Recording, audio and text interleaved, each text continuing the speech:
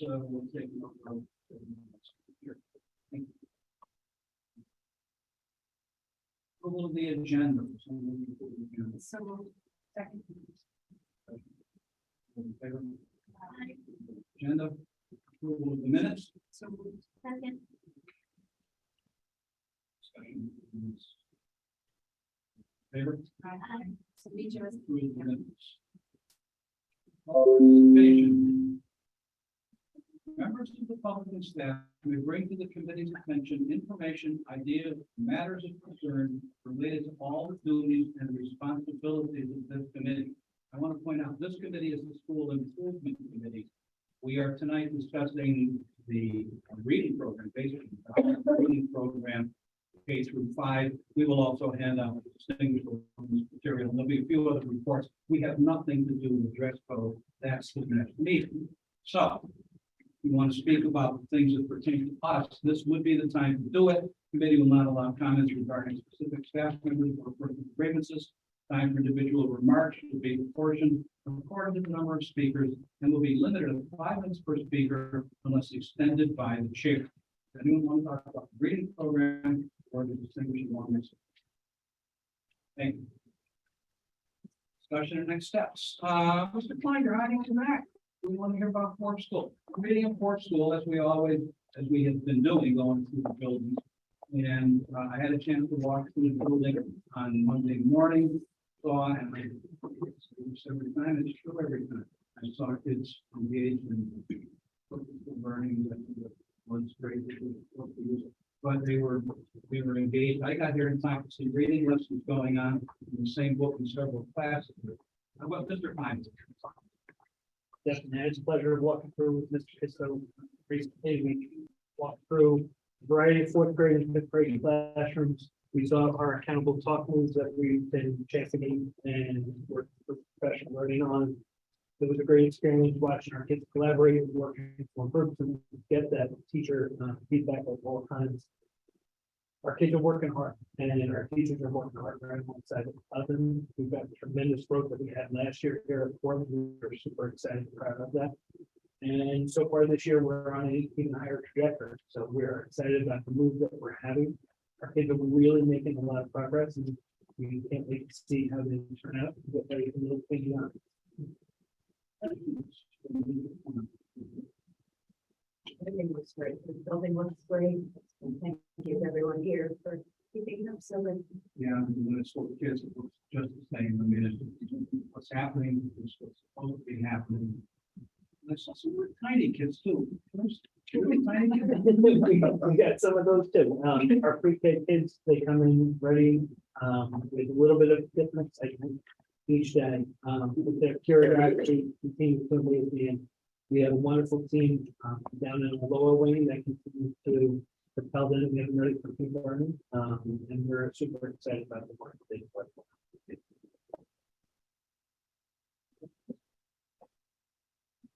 Thank you. Distinguished alums. So Friday,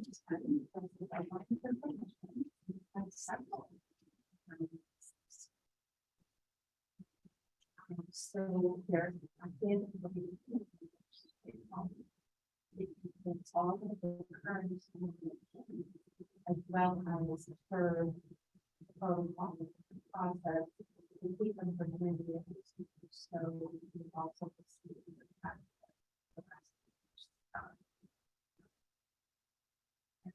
then I just want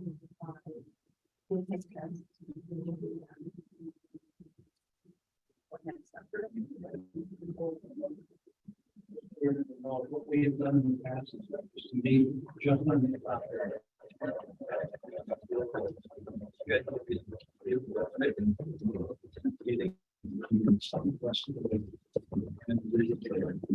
We'll plan on that. If there's any change to here.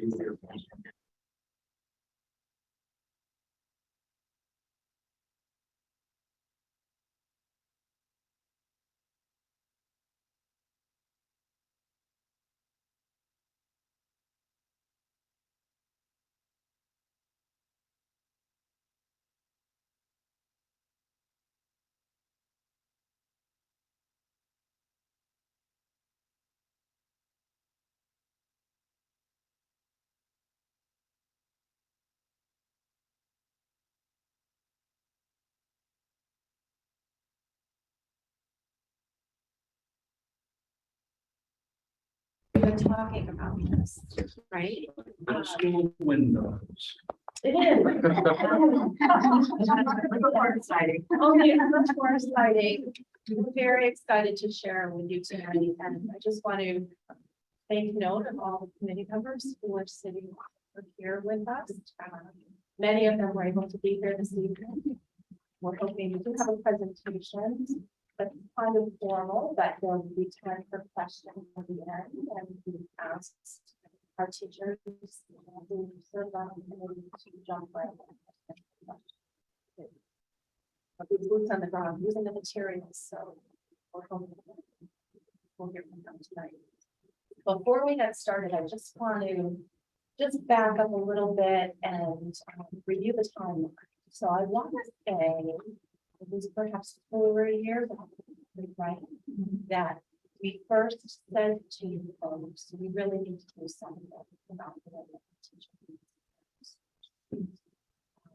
And then we have this windfall of money because of COVID, and we thought, oh, here's our golden opportunity.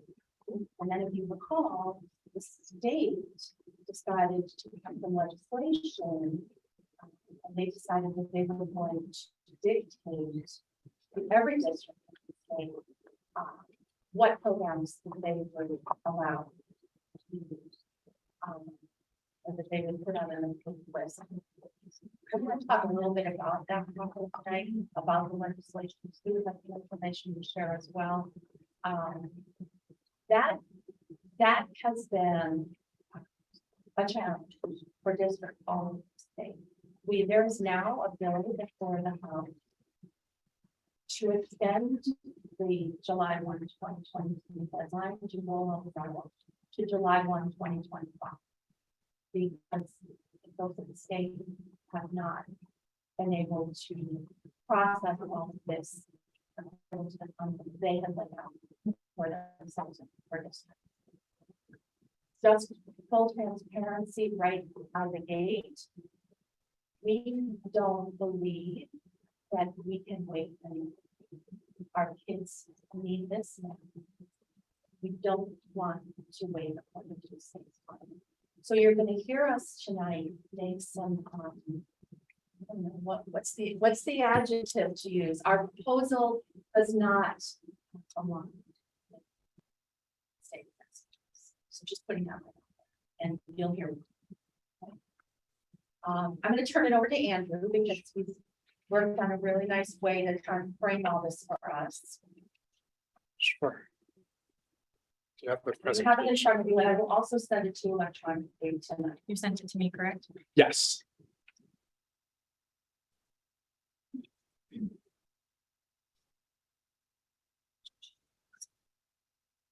I just, while Rachel's team there, I just want to also note that we have actually heard, and again, this is hearsay, but from pretty reliable sources in our network, that this possibility that legislation may not be. So, This is Susan very quickly, correct? It's been highly controversial throughout the whole entire state since October 2021. So really people wanted to be able to teach the child on the program. They did not, districts did not want to be told what program they were going to use, assuming that people at the districts knew better than the state, telling them, okay, you're going to use this program or that program because we know what our kids are going to need. So that's why it's been so controversial. And I do believe that the program that you're going to hear about tonight really does meet our students' needs. Yeah, so it'll explain why I believe that ultimately this program will be accepted should the legislation go. oh yeah, I'm 100% confident. I just want to throw it out there too. Thank you for reminding me that the only reason that this was not on the list when it was issued, when it was released in September, is because Benchmark Education had not published their latest version to make it to the list. It has met all the criteria of all of the, the vetting that all the other programs went through. I'm 100% confident it'll get there. It's just, I'm going to appeal to the committee to to not make us wait, because I feel like all we've done is wait, but let's get started. Sure.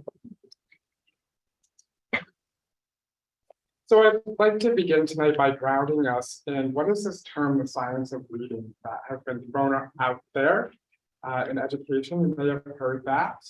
So this quick first video here will give us a sense of what is the science of reading. And it's just.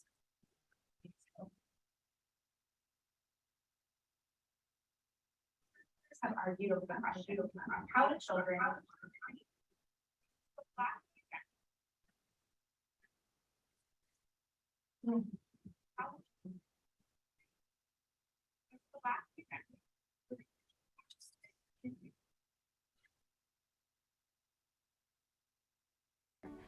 Written language is a code. Certain Start that over.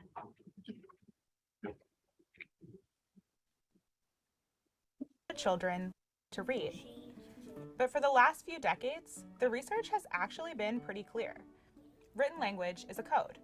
Certain combinations of letters predictably represent certain sounds. Teaching young kids how to crack the code is the most reliable way to make sure that they learn how to read words. This kind of instruction is called systematic phonics. Connecting printed letters on a page to written sounds isn't intuitive. While some young children may make those connections themselves, most don't.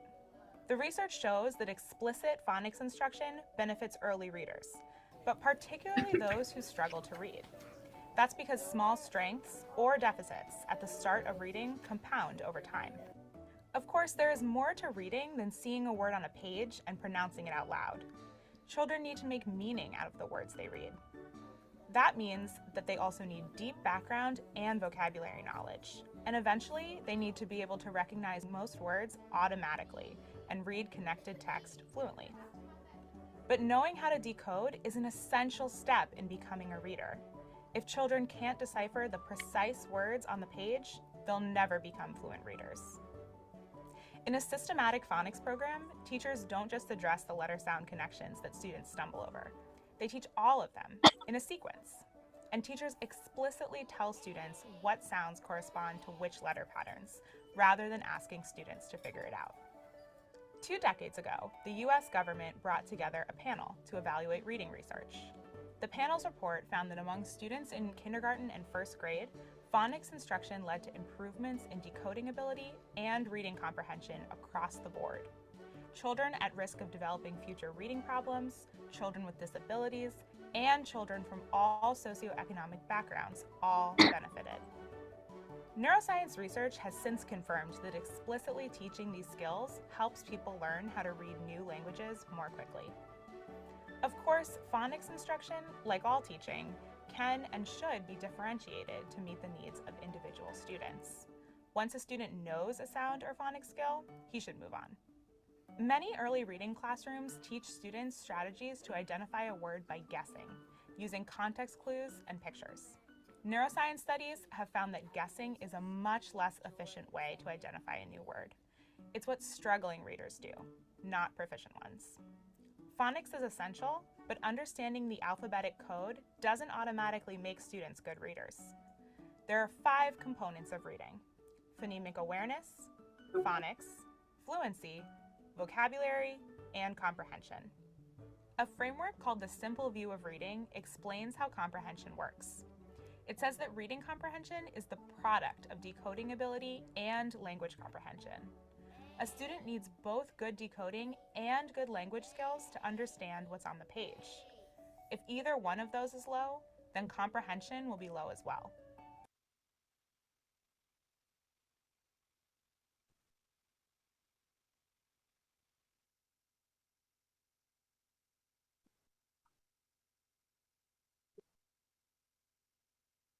So most of what we've known over time as teachers is knowledge that comes from the field of education and research that's been done in education around reading.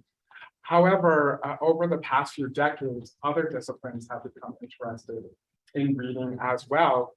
We now know that in the field of psychology, psychologists have become interested in how things like memory, perception, and problem solving are all needed in order for students to learn to read. Those in the field of linguistics have studied how the structure of our language and its meaning all come together to help students learn to read. And finally, as mentioned in the video, in neuroscience as well, neuroscientists have begun to study the structure and the function of the human brain and what parts of the brains need neural pathways to go in between in order to learn to read. And in particular, when we go to the next slide, when we think of the simple view of reading, that was mentioned in the video. This is from Goff and Hunmer in 1986. They saw that there were two distinct parts of the brain that needed to come together in order for reading comprehension to happen. And that's in decoding and in language comprehension. And without one of those, reading comprehension doesn't happen. And that's why there's a multiplier instead of the addition, for example. So if a student doesn't have decoding or doesn't have language comprehension, we will never get to reading comprehension. In 2001, Scarborough came out with this model that we see on the right, where it goes into a deeper view of that simple view of reading and really examines all the elements that are needed in order for students to move to skilled reading, where we see that rope beginning to intertwine. And things that we could think about too is if we start on that model on the left, that's really what's happening in kindergarten, and then progressing all the way to where we get that nice tight rope at the end. That's around 7th, 8th grade, where we really see that automaticity happening for students. So we can see how reading develops over time through this particular model and how all of those elements need to be in play in order for proficient reading. Next slide. So with all of this research that has come together, as I mentioned, decades of research from different fields, we most recently now refer to this as the science of reading. And I'd like to share some of Connecticut's response to this. I believe it was 2 years ago now, perhaps 3. Connecticut legislators passed the Right to Read Act, and it required a center at the State Department of Education to be established, referred to as a Center for Literacy Research and Reading Success. And also a Reading Leadership Implementation Council was established. Those are, I believe there are 12 members on that committee who were asked to be part of that committee by certain legislators around the state of Connecticut, who consult with the center to oversee the rollout of the reading programs in the state of Connecticut. But the law, however, says that this center needed to review and approve at least 5 reading programs or curriculum models for public school districts to choose one and implement by July 1, 2023. And as Sue mentioned, there are some talks now about extending that date or other revisions to the law as it stands currently. But the group here, we follow the law that's currently passed and in place. So, yeah, sure, thanks. So I just want to let them know why. So this, the Center for Literacy that Andrew just mentioned, that is written into the legislation, was really never established. It was supposed to be fully staffed with people who would actually do this work. One person at the State Department of Ed is this center. So just, it helps to provide them context, I think, for what we're dealing with. And we're gonna talk in a minute, so I might be getting ahead of myself, but so the work is not being done, and that's the reason why there is now an appeal before the legislature to extend the deadline for 2 years. There was, and Andrew's going to talk in a minute about the waiver process, but just so I don't have to keep interrupting, there are 169 districts in the state. There was such outcry from districts around the state when this legislation passed. And the other thing to be aware of is that when the legislation was passed, it kind of got pushed over the 11th hour of the session, and it took a lot of people by surprise. as is often the case with other things, right? So in response to the public outcry, the SDE allowed for districts to submit waivers, requesting of the state to not have to comply with this. 91 of the 169 districts have submitted waivers. The other 78 basically said.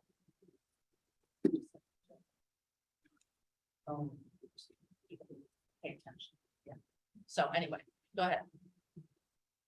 So the legislation is clear that districts need to adopt a core program. What we were doing prior to this, our hope, what we've been doing is piecemealing from different programs, different supplemental programs like foundations, Haggerty. We use Teachers College, units of study and reading and writing. And that's what many districts have been doing. But this legislation is clear that there should be one core program that addresses the following areas that are listed on the screen. Oops, sorry, Rachel. If we could go back just one slide, sorry. I wanted to also share that the legislation includes pre-K through 3, but we have decided here that we want to extend that to 5th grade because of the needs of our particular students in this district. And we feel that there would be greater continuity should we extend to 5th grade. And I should mention as well that other parts of the law where it talks things about like intervention that needs to be provided actually includes up through grade 5. So we just felt like this would be really a great idea to go up through 5th grade. Okay, next slide, please.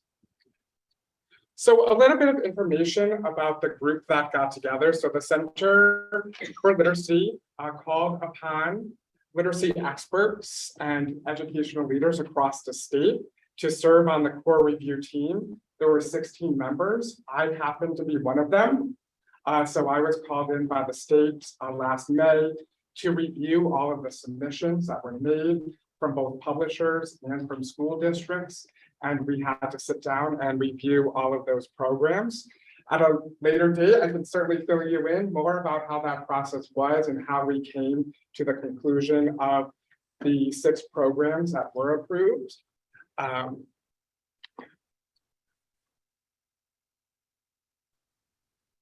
So we rated 25 curriculum models or programs in accordance with a rubric that was supplied to us. It's a very similar rubric to one that was used in Massachusetts. Massachusetts has implemented similar legislation prior to us here in Connecticut, so they're a little bit ahead of us. Next. And we had to use a certain curriculum guidelines that I'll talk about later in the review process. And when I talk about them later, I'll share that we too use them when we were reviewing the programs here in district. So that work began last May, and then by September 30th, the final list of programs were revealed. That's a really good word to use because that was like the big reveal, honestly. I, like one of the 16, didn't actually know what the final group was. So that's how it was structured. So initially, there were 6 programs that were released on September 30th, 2022. I would say about a few weeks later to a month, that third bullet there, Houghton Mifflin Harcourt's into reading was added. And I also wanted to mention to you that Amplify Education CKLA, originally the 2017 version was approved, but just this past week, the state has updated it and they have now approved the 2022 version. And I say that to tell you that they're continuously changing and updating this list. And that's why we feel very confident with our choice will soon follow suit. For example, Wonders is on here from McGraw-Hill, the 2020 version. A 2023 version has just come out. I will explain that we actually reviewed that version as well. I'm confident that that will make the list as well very soon. Next slide, please. So most recently, so these programs came out September 30th, and the state wanted to know by February 28th, a few weeks ago, what decisions districts wanted to make. So a very fast turnaround when you think about going through an adoption process. Often districts want to spend a good half a year or a year piloting programs. And as you can imagine, those kinds of tasks we weren't able to do, given that we needed to make a submission by February 28th. It was our intent to bring this forward before that date, but I believe this meeting was postponed twice due to weather, unfortunately. So districts had to make a decision as to one of three things. They either had to adopt one of those approved programs or submit a waiver. And I'll talk about the waiver in a little bit, or they could request an extension. And that was very clear. The extension is for the purposes of if your district doesn't currently have the funding to bring on one of these programs, you could request an extension for another year in order to secure the funding to bring in a program. I was listening to the Education Committee's meeting, part of the legislature last week. And I had heard at that point, a day after the submissions were required, that only 91 districts have actually submitted what their choice was out of those three. I don't know what that number is today, but that's only about half had submitted a decision.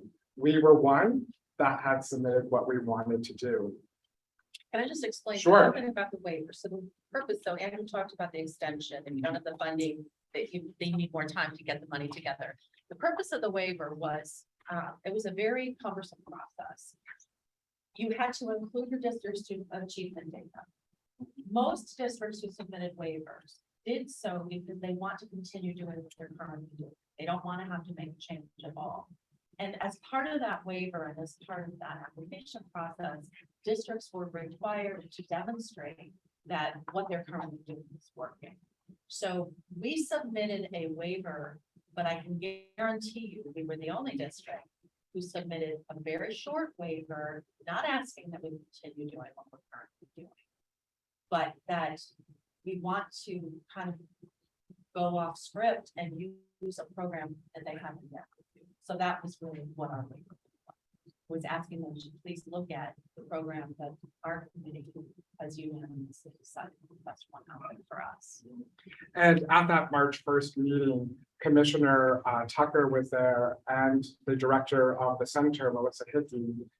And they had mentioned that as these waivers come in, they are looking to make additions to the list of approved programs.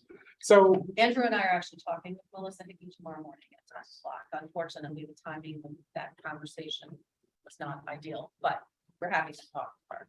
So I lifted right out of the law, if you're interested, the information on the waiver process. So that is there available for you if you're interested in learning a little bit more about that process. So turning now to our journey here and the adoption committee.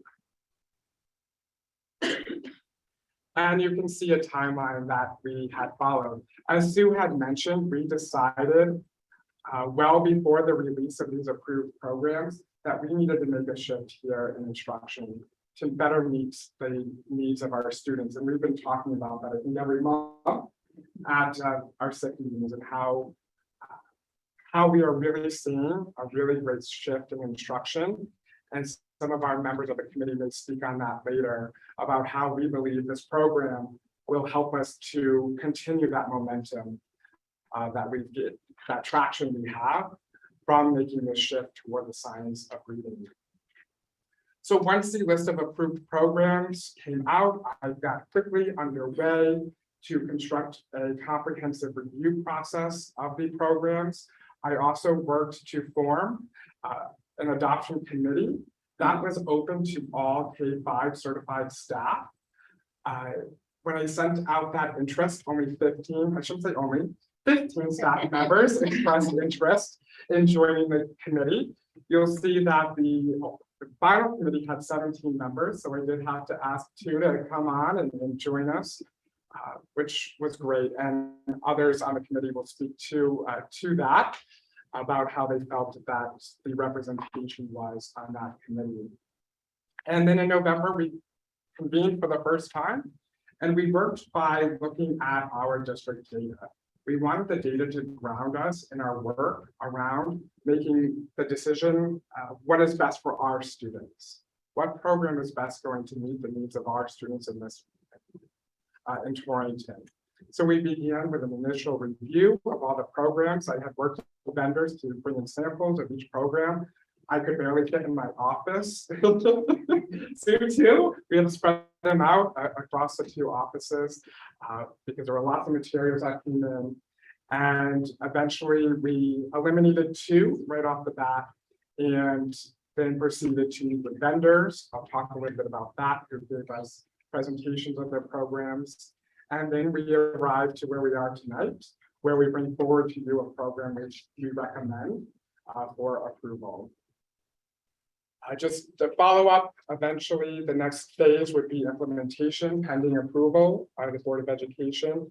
And we would launch this new program on the first day of school in September 1st. Yeah, if all goes well, we would have the materials in-house prior to the end of the school year. Teachers would have them in their hands before they left for the summer. Professional development is embedded, so it's an aggressive timeline, an ambitious one, but it's doable. We did work backwards too. So while this review process was short, we wanted to ensure that was one of the things that was really important to us, that teachers could leave for the summer, knowing the program we've chosen. And if they want to, they can begin to investigate the program. There are also some professional development opportunities over the summer that our teachers could engage in. And then we've also planned for the PE days when we return in August. So I turn now to introduce to you the committee members. And when I call your name, if you wouldn't mind waving, if you're here this evening, not everyone was able to join us, but I would like to share who those members are. We have Sue Ferguson, our assistant superintendent. We have Joanne Creedon, our director of EL, Georgia Austin and Alden Pay, assistant principals, Lana Safaldi, Cindy Marshall, Jen Martin, and Dawn Palutro. They are all instructional coaches. And then we had classroom teachers, Marcy Chappelle, Sandy Mangan, Natalie Giampalo, who I should mention is also a parent in her district, and she brought that lens to the conversation. Kimberly Wenberg, Tara Bruno, who was also a parent, Laura Brailsford, Kristen Talbot, a special educator, Sarah Hanna, an interventionist, and then I facilitated the review process. Next slide. As I mentioned, we started with the data to ground us in what we were looking for. And these are the points that the committee had brought up, that these were really important to us when vetting these programs. So we wanted to ensure that the program addresses the needs of all of our students, including those with reading challenges and disabilities, and those who are English learners. We wanted to ensure the program was strong in the foundational reading skills. And what I mean by that are those two pillars of reading, phonemic awareness, and phonics that were mentioned in the video earlier today. And a program that includes robust comprehension strategies. We wanted to ensure there were resources for small group differentiated instruction, access to many texts. It's a knowledge-based program. Hold on 1 second. Sure. The text is really important because what was most important to us in this process is really having as many decodable texts as we could. And what we mean by that, if you don't know, is just, the Dr. Seuss type of thing, text that children can read and they have to practice, they have to use their knowledge of phonics in order to be able to read. That's not typically the way it's done now anymore. It's probably the way everybody in this table learned to read. But there was a shift away from that in the late 80s and early 90s. And really, I believe that that's why we're having the crisis that we are right now. So this particular program that we're going to show you tonight has just so many people, right? Yeah, We know that phonics instruction needs to be delivered on a pretty predictable scope and sequence.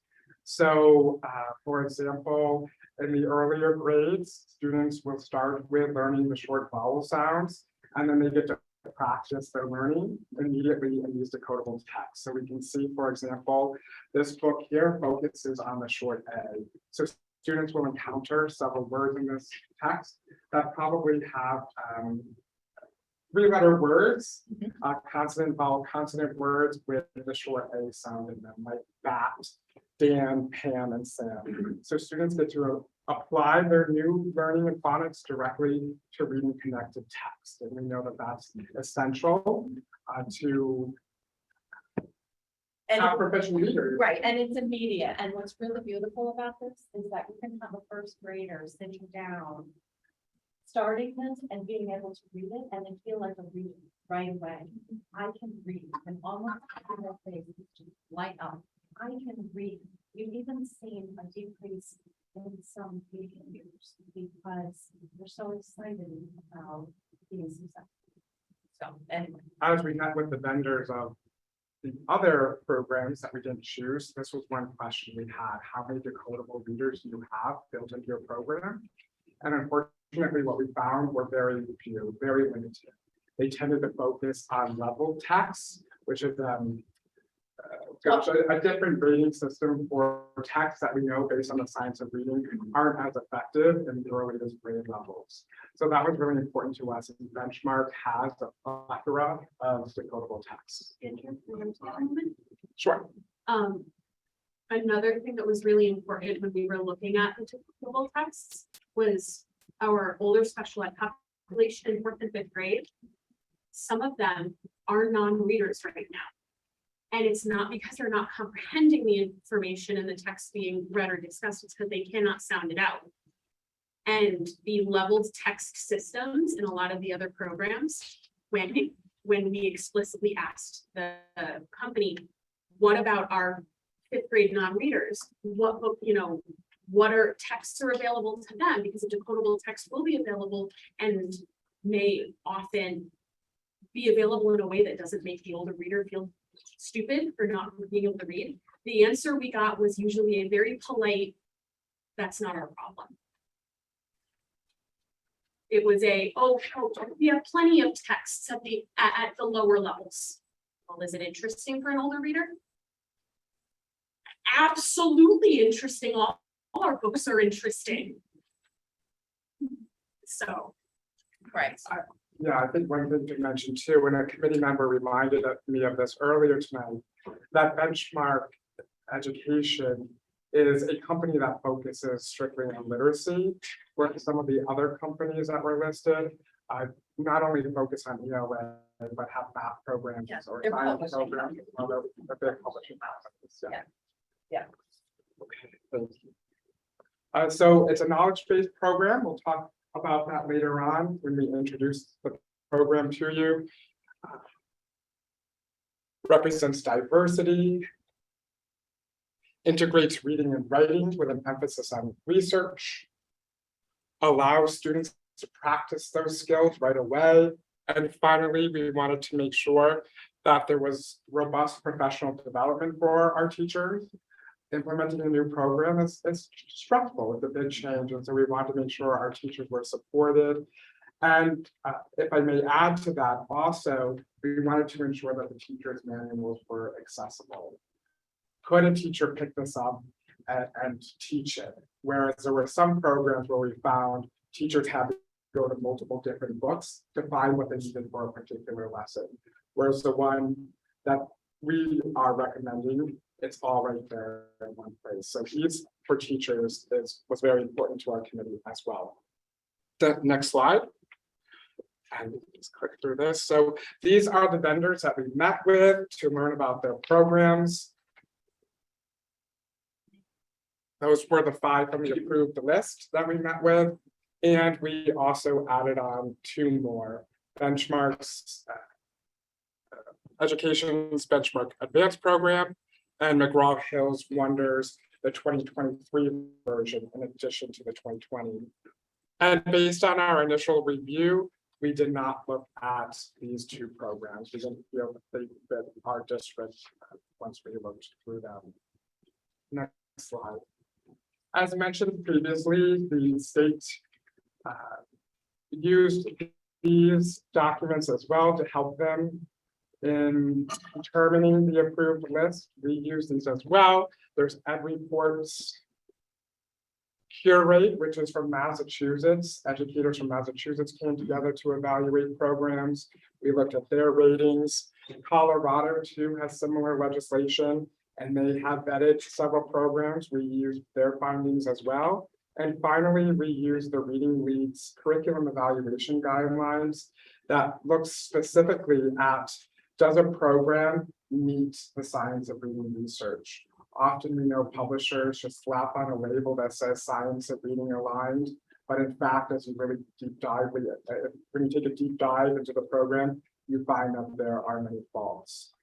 So we use this in-house to evaluate the two programs that we narrowed it down to. And benchmark, the one that we're hoping we can go with, has met the criteria according to these measures. It made the Ed reports all green, so, and that was really the state's criteria. Yes. Next. So I surveyed the committee once we had come to a program we wanted to recommend to you. I've listed some of their responses. I'd be more than happy to share with you the full results, should you want those, but for purposes of time, this was one statement that was asked. I feel all members of the committee were encouraged to be actively involved in the process. And that's agree and strongly agree. Yes, thank you. Yeah, so 3 is agree and 4 strongly agree. Thank you, Sue. And the next slide. I believe that my recommendations and decisions were valued. That was really important. And on the next slide, some feedback that committee members had shared.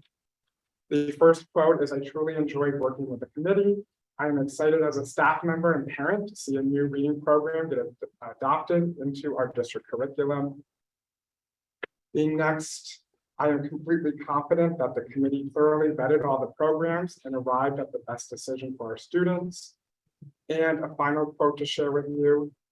This was perhaps the best organized committee I have participated in during my many years in Torrington.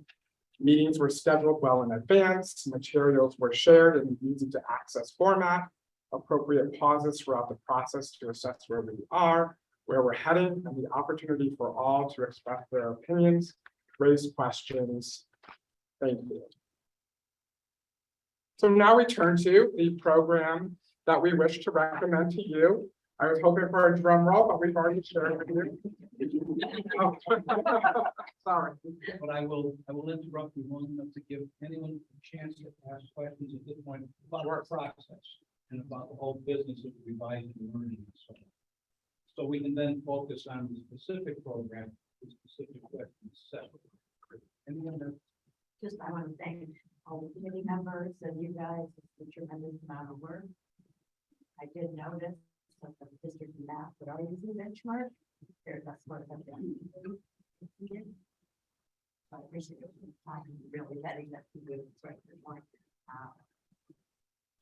Following her. We're very excited. I think I can speak on behalf of. It was a very exciting, it was very time consuming and labor intensive. It was really almost every Wednesday before the trip. So kudos to all of you guys. But people came in excited after a long day of working, right? They still showed up at Mission Avenue, like, you know, really excited to be with the next vendor and look at the next program. And it was very thoughtfully done. So, and thank you to Andrew for pulling it all together. Reading has been a topic of discussion since Hornbooks and name schools and the eclectic reader. And my best memory is why Johnny can't read after Sputnik was launched, and we were a lot about that and so on. So I'm happy if we've lost our way in teaching reading, that we're finding again. What else? Okay, I guess you're on the specifics. Yes. So we have landed on benchmark advance. I will share with you a packet that was given to us by the vendor.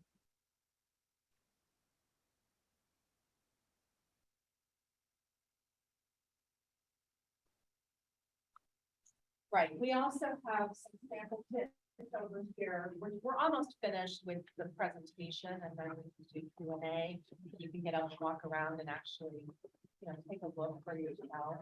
But there are some really nice features of this program that we just would like to point out, because I do believe that some of what we're going to share with you is really kind of what sealed the deal for everybody.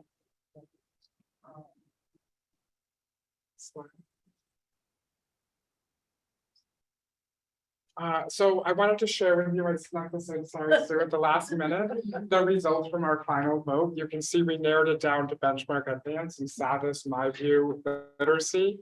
And 15 members had voted. Sue and I recused ourselves. We didn't vote at any point during this process. We felt it was really important that it was in the hands of the committee members, particularly those who will be using it every day. So that's why there are 15 and not 17 responses, and unanimously the group voted for this program. Next slide. At reports findings, we can see at each grade level, kindergarten through 5th grade, that it met expectations in the 3 areas that the program is evaluated on.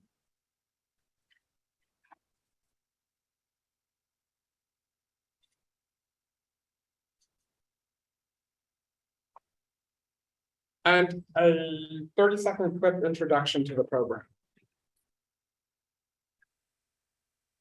Grade 2022 is a content-based literacy program that is intentional, purposeful, and integrated. It is designed to build knowledge. It also reflects the science of reading research, both the foundational reading and the knowledge-based competencies. Content-based means that many of the units, most of the units are science and social studies content. So it's allowing us. Benchmark Advance Copyright 2022. Sorry, it allows us to teach them skills of reading, right? Those foundational skills, but through some rich content like science and social studies.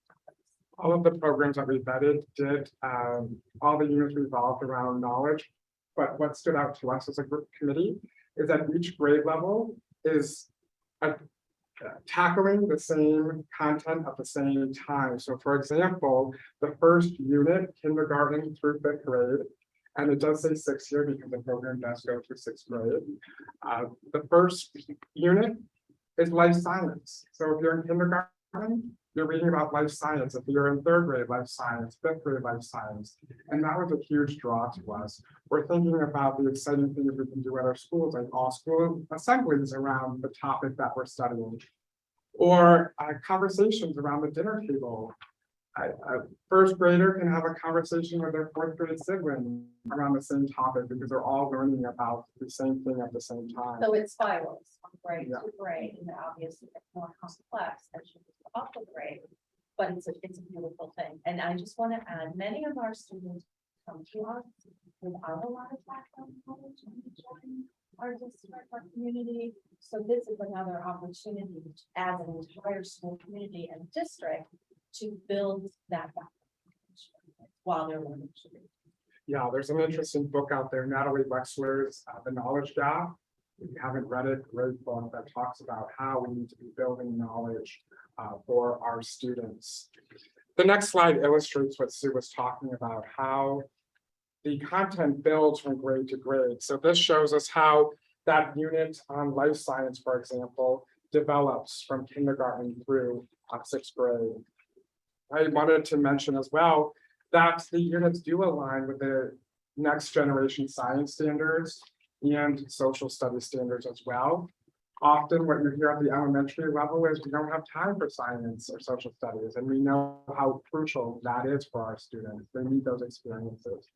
So we're sort of working smarter here, not harder, in terms of how do we weave in this content into their reading time. My thinking is they're getting a lot of that knowledge they need during the reading block, and then in science, for example, when they get to that time of the day, they can get right into their experiments or their labs because they've been exposed to the knowledge previously in the day. Next slide. And then this next important component about explicit phonics instruction.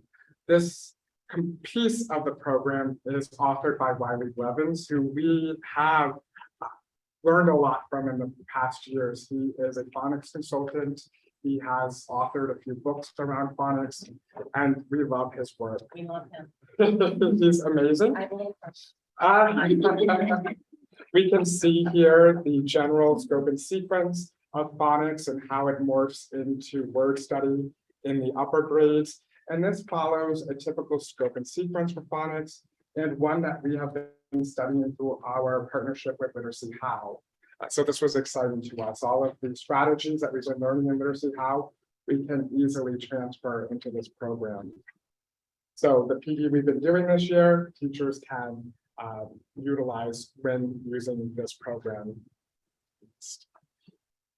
So there's explicit teacher modeling, guided practice with spiral review, daily application and decoding and encoding being spelling, and multimodal, multisensory activities. And I bring these up because these are the tenets of effective phonics instruction. Next slide. Just a sample of what a phonics scope and sequence looks like in grade 1 for units 1 and 2. Next slide. I think Sue wanted to mention or talk about vocabulary. Right, when Andrew was speaking earlier about, and I guess I mentioned it too, when oftentimes our children come to us and they don't have a very limited vocabulary. We have some of our children who start kindergarten and they've had vast experience and many opportunities to be exposed and to build their vocabularies.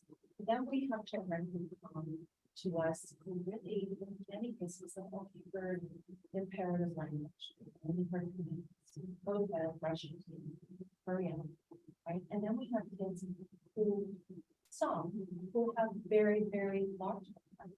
So this allows us to build the vocabularies through the content-based instruction. It's a very, very rich program, and I guess I just wanted to share that. And I think you all realize, we have children coming all along that continuum, but this kind of provides for it. Next slide.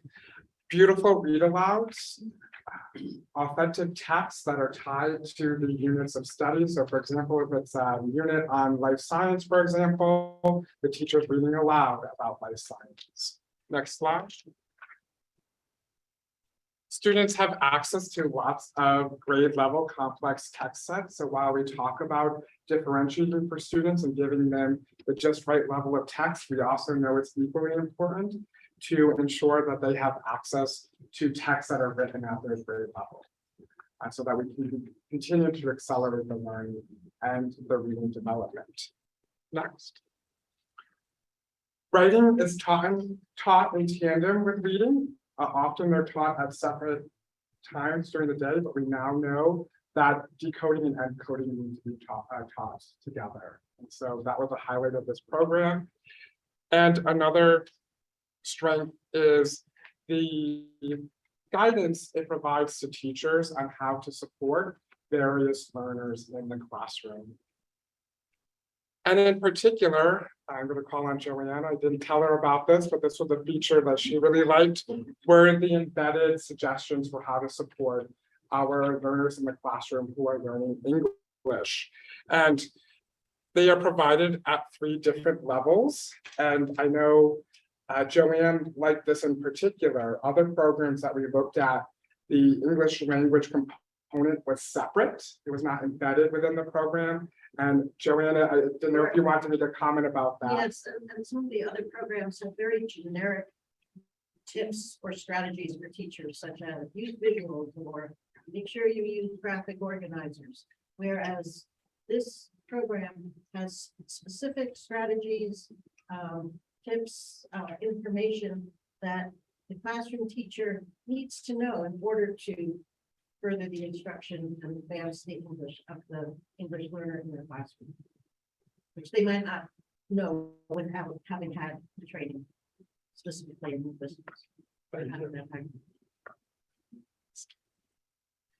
We can see here, teachers have access to just about everything they would need to intervene when a student is not progressing at the rate that we would like them to. So there are resources in all areas of reading to support the classroom teachers with providing differentiated instruction in the classroom. But beyond that, there are specific programs.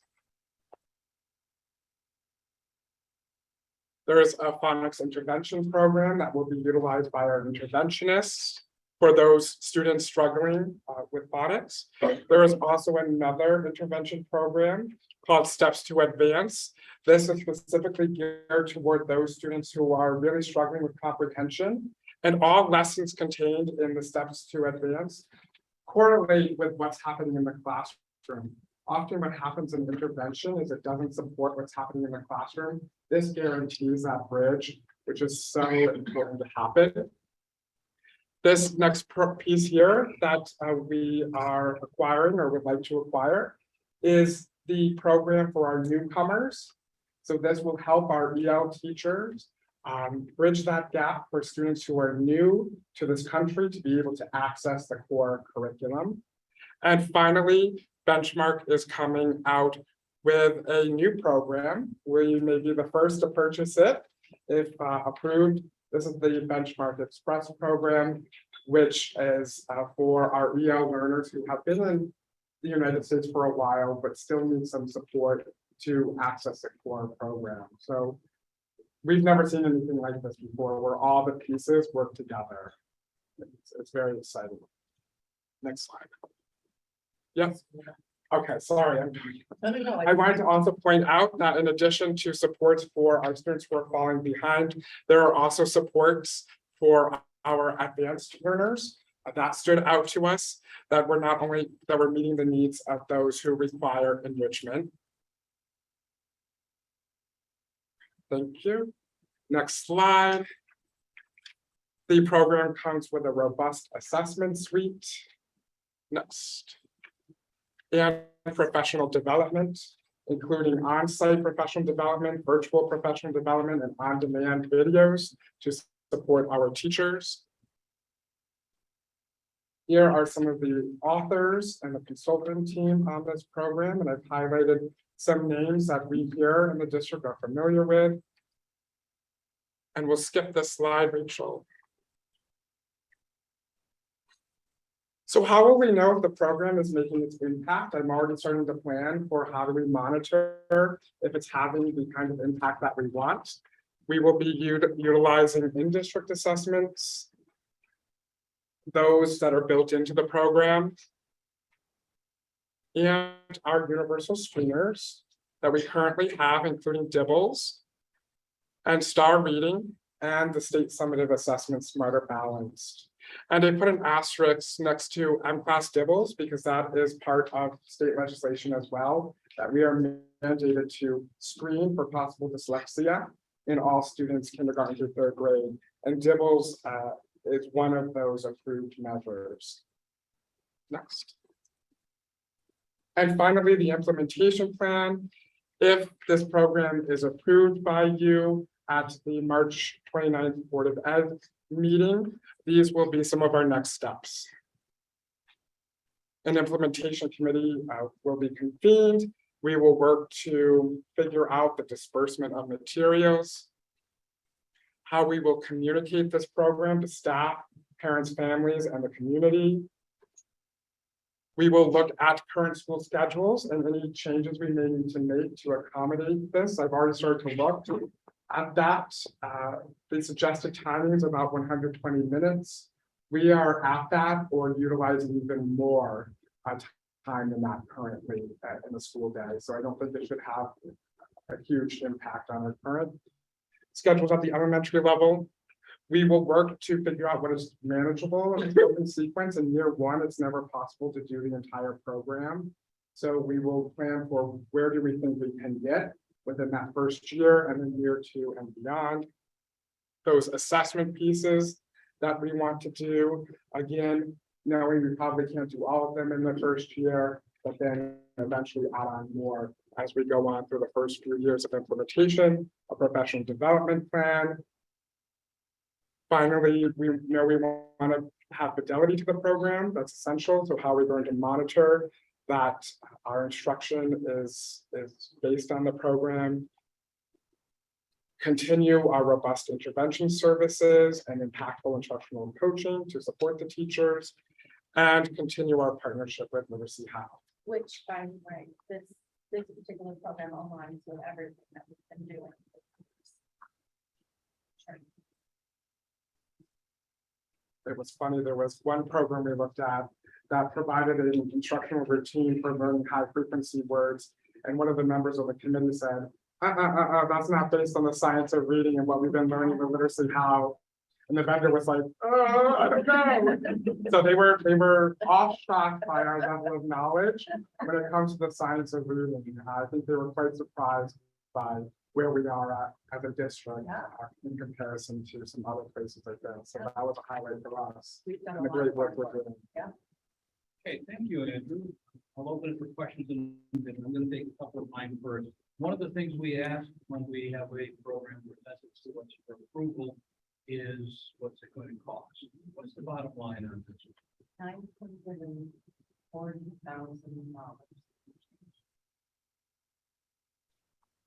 Yeah.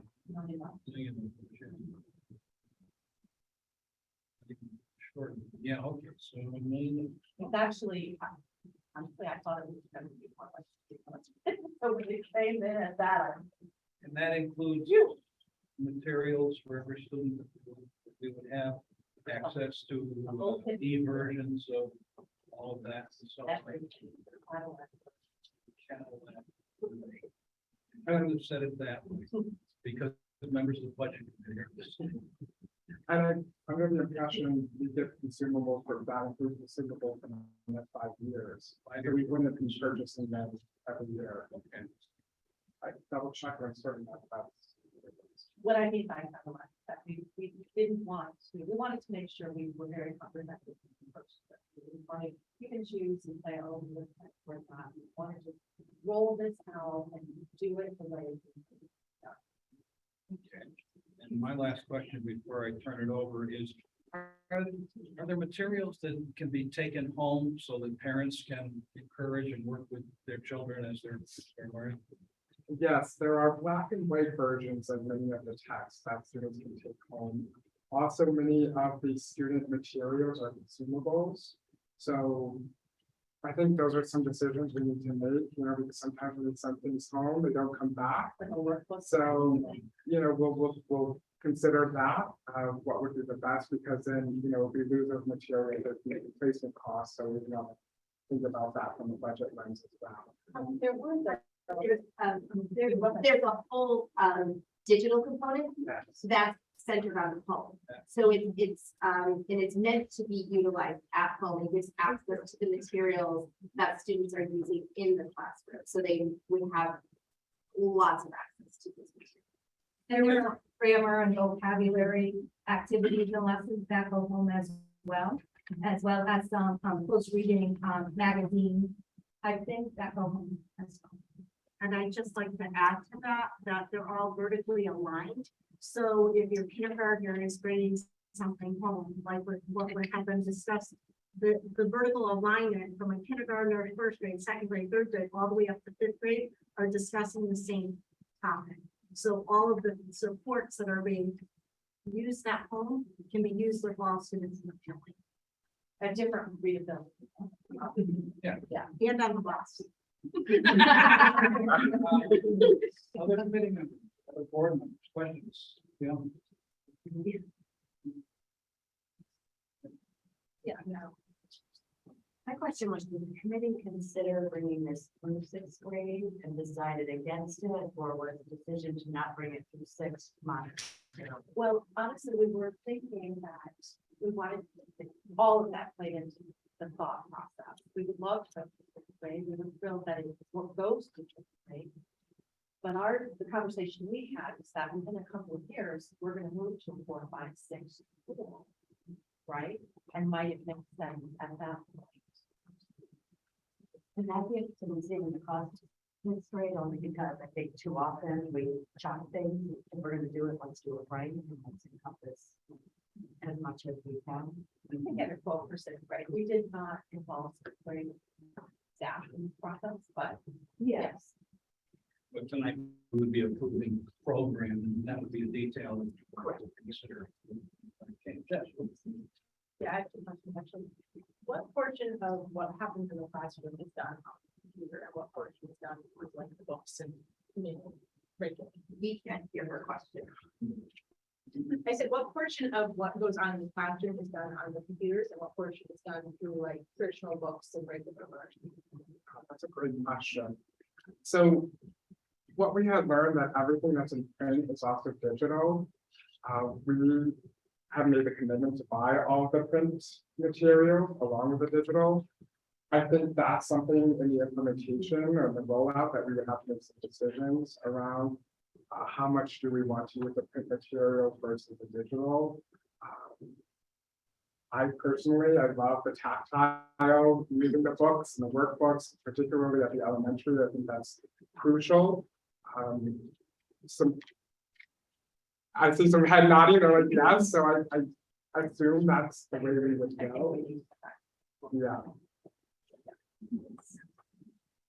And then my second question was, and we'll take this home and read through it all, and then I have one for you to time, but this one part, it says school and classroom libraries, and it's got different collections for different grades, and then at the end, there's additional thematic collections. Is the $940,000, does that include these additional collections as well, or is that something? See, is that the Raymark collection? That last. I don't believe it includes this. I could double check, but I don't believe it does. And we did put in for those, the Renmark. This is the whole Raymark collection, but there's each grade level one. You could bring that close. Yeah. Yeah, I know we put in the K5 Raymark, so that would be the kindergarten after 5th grade. On the quote, so I do not believe it includes this one there. I can double check now. Yeah, the Raycraft. The grade K through 5 sheets are the only ones that we have.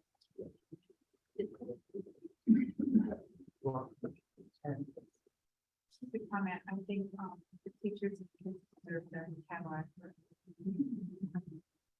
Jeff. Just my.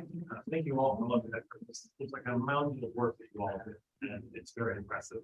The question you mentioned, it's like a stair step or approach to implementation. How many years do you think it takes to get fully implemented? And is the quote built across that stair step? Are we paying for the whole thing the entire way? Even though we're not going to be implementing the entire program, how does that work in your? Well, we are implementing the entire program. I think what Andrew meant was, we have to be realistic because there's a learning curve, right? For staff who are doing the implementation. We hope to be able to get through everything, but as you just said, that all of the consumable materials, so the workbook type of things that kids will have year to year are built into this quote for the next 5 years. So there won't be any more outlay for 5 years, right? Yeah. So the goal would be to implement every component of the program. But what I was referring to is often what happens is there are 10 units in this program. My gut is saying we'll probably get to unit 7 or 8 at each grade level. It's just what happens. I recall when we brought in bridges, I think we only got through like 75% of the program in the first year. As Sue had mentioned, there's a big learning curve. Sometimes a unit takes longer than it's intended because we're trying to get in all the components of the program. So that's typically what happens in the first year. And then by year 2, year 3, you have full implementation. Yeah, you're more questions. The nice thing about this, and you folks can speak to this better than I believe that the thought of the committee was that benchmark aligns most closely to what we're doing, right? The shift that we made Not what we were, but what we did sort of homegrown to get ourselves poised for this. So it's not really gonna be as much of a shift from people, I don't think, to make. I don't think the learning curve would be as much with this program because it is so closely aligned with what we've been working on as it would be with some of the other programs. Also because the teacher manuals are very user friendly, layout materials, and the lessons you're going to be doing quite clearly, and teachers have a digital component that they can access to do that. So I don't think our learning curve is going to be as steep as it would have been.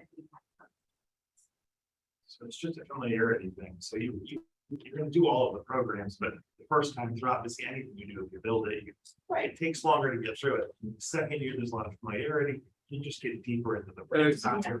And the work that I wanted to do is say, for example, unit 10 is really essential for kids in the next grade level. I want to make sure we're purposefully planning now to maybe leave out a different unit if we really need that unit 10. That makes, yeah, because I want to make sure kids aren't progressing to the next grade level without the essential things that they need. So I want to do a lot of that work between now and August. Thank you for the explanation. So, Other board committee? I just have one, thank you all. I know how much work, how much planning goes into all of this. So, and it's tough sometimes to make the decisions and reaching things. So I congratulate and thank all of you for giving up your time and bringing us such a comprehensive program. I love that it encompasses all of our learners. With special need, being enrichment and learning with learners. I think it's great. It shows a great resource. And thank you for that. Just thank you so many Andrew for living it up, and it's exciting. It's very exciting. Makes me want to We can't see people on the screen. Sue, do you have any questions? No questions, just a comment. I'm just very excited about the new program, and I can tell that you all are too, and just thank you for the effort that went into it. It's super exciting. And Sue, I know you've been the champion of this for a very long time, so thank you for seeing it through. Yeah, thanks for saying that. Thank Near and dear to my heart. Okay, so we're done with this. Yeah, we have another long meeting coming up, and I hate to run any meeting fast enough. I'm very indulgent. But thank you. And onward to the two remaining items, which are usually very quick, system-wide focus areas, etc. Principals will be discussing those more when they do the presentation in the coming months. All quiet along with the tone. Okay. Are we gonna move this to the full board program? Well, insofar as we do anything, is there any objection to moving this forward to the board? No. Move forward to the board. I just wanted that. Favorable. Report out. Favorable. Budget, I think maybe want to talk about this too. That's then. Tag update, student services report. Laura, I see you there. Hi, no update from last time. I know the students were in the process of being reevaluated. And that's it. Thank you. Alliance updates. We're meeting with our rep next week and the Alliance budget will be approved. Okay. And topics for, well, let's do the next meeting first, rather than future meeting. We see this whole list. Next meeting, we have social promotion. We're gonna hear that. We skipped that this week. Yes, thank you. Because it was gonna be a very long meeting anyway. And I suspect we're gonna want to talk about social promotion. I hope. So that's next one. In addition to usual items. Anyone have anything else that's embarrassing for the next meeting? We had a request to put school climate on the agenda, and that will be at the end of all these other top future meetings, and will come up in its time. Distinguished alum, thank you. Anything else? Once, twice, comments for the good of the order. Let's start with the Many thanks, awesome job, and just the seamless alignment with what we are doing, and just to get this program here and more about it. So exciting. I agree with that.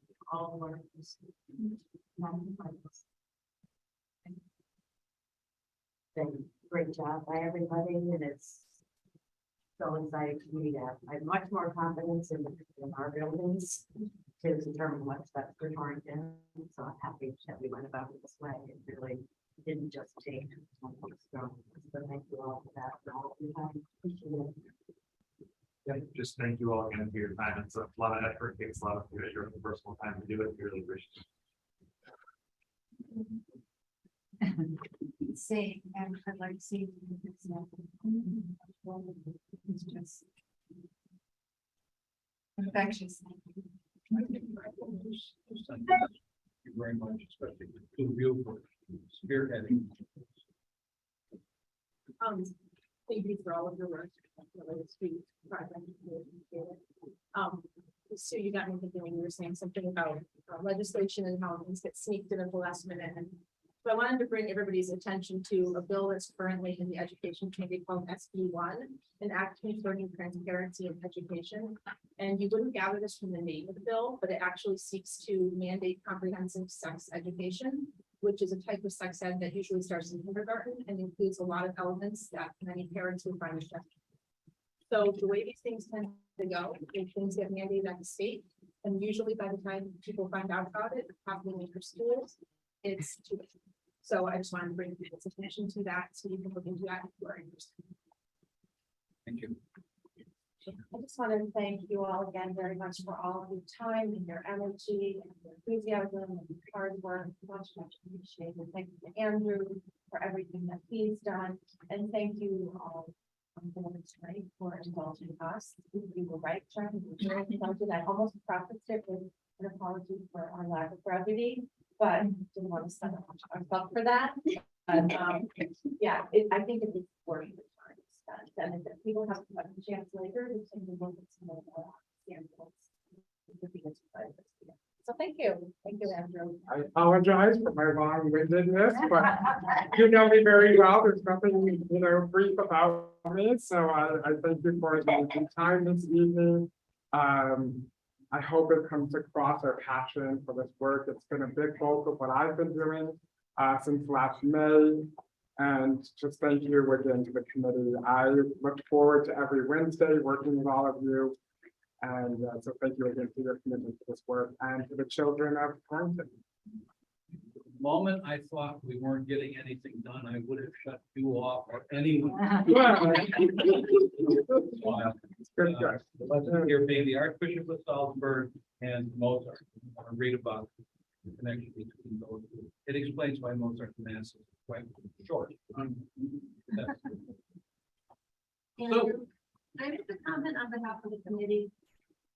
Sure, please. I mean, like all the process, yeah, it was a difficult process. What was most difficult was up until we saw this program and trying to listen to the presentations. We looked at the materials for other programs and not seeing it aligned with the science of reading is very frustrating because of the professional development that's been given to us. We know what we're looking for. We know what needs is, and to not see that reflected in those programs, we were all feeling rather nervous that we weren't going to find something until that last program. And we all spoke that we were all literally like on our feet, like thanking them, like, and this, and then like all the dots just connected.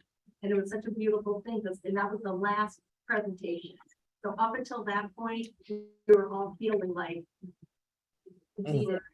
We're defeated. Are we gonna get a program that we have to start supplementing day one? And how often is a committee genuinely unanimous? Not a hemming and hawing until you eventually read an agreement, but an immediate, yes, that one, right now. Everyone was on board almost instantly. So we feel very fortunate that this program was available to us and it really hit all the marks.